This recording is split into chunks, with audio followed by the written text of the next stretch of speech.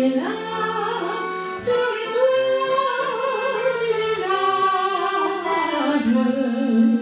le ciel est blanc, les